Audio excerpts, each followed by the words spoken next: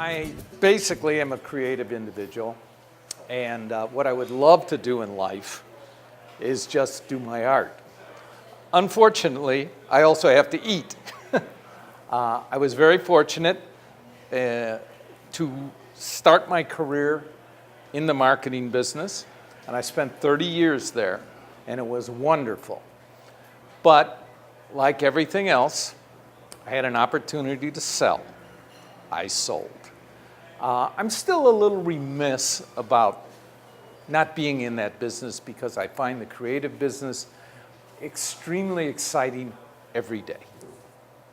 I've been in the real estate business. I did some real estate development. I designed a couple of buildings and built them on the ocean down in Florida when things were extremely good, which they're not anymore. After that, the market went haywire, and I fooled around with some smart cards and that kind of technology. Going way back, I was involved with Discover Card. I was their number 2 vendor. 1982, nobody ever heard of Discover Card. It was like, Discover who? What? Is that a magazine? Well, I understand that philosophy. And about a year ago, the company that I'm currently with, Linus, decided to come to the United States. It's a 10-year-old company. They started with 5 guys in 2003. They're now in 45 countries with 5 million members. I looked at that model and I related it to Discover Card's model. That's interesting. I was going to ask you what prompted you to jump into the Linus, but that pretty much... That model absolutely works. It's a matter of whether or not you have the vision. And I'll be candid. When I started with Discover Card, I looked at it as just like, okay, here's another account. And I actually got involved because at that time there were only 4 people in the company. Bill Hodges was the marketing director, and he had 3 gals working with him. Sears owned it. It blew up, you know. Sears got rid of it, and so on and so forth. And I see the same thing with Linus, except they're privately held, and I have an opportunity to have a piece of the action. Basically, what I run into is, by and large, people do not have any vision. Everybody wants to get on the train after the train leaves the station.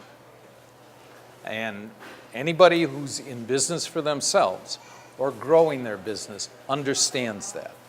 And finding people who are in business or individuals who want a career change and can see the vision is what it's all about. Unfortunately, that's roughly 1% to 2% of the market. So you have to decide right now, 1 or 2 out of 100 touches are going to have some knowledge of what is going on. So sounds like the big problem is conveying to people, you know, how it works and how it can benefit them in the long run. The big problem is finding people who are visionaries, whether it's a business owner or an individual that wants a new career. You have to be a visionary. If you're not a visionary and you're not committed to your growth or your business's growth, you're not the person. So why visionary? Why don't maybe explain that a bit? What does a visionary bring to... A visionary says, I see the total picture in the future. Okay. I want to be there. And I'm willing to pay the price to be there. As opposed to, well, you know, I don't see it everywhere, so I really, not for me.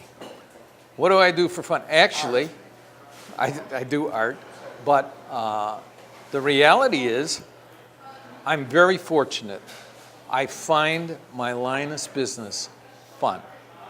When I get up in the morning, if I have the slightest feeling of anxiety, I say to myself, you do understand the feeling of anxiety is the same feeling as excitement. Why are you feeling anxiety? Anxiety and it's Just some turn kind it of around. positive It's the energy. same. It's the same thrill. I like It's your first date. Woo! Or it's your first divorce. Ooh. Personally, remember me as an artist. Okay. I'm a sculptor. I'm accomplished. I do great work.